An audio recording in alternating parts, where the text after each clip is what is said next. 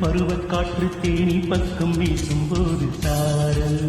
அங்கு பாடிக்கொண்டு சிலு சிலுவென்று சிந்துதம்மா தூரல்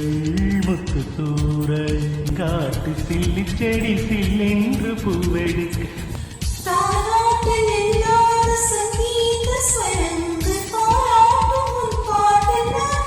துணி என்னதவும் தான் செய்தது மலர் கொண்ட மார்போடு தொட்டாடுதே மழை துணி தொட்ட இடம் நீ தீண்டமோ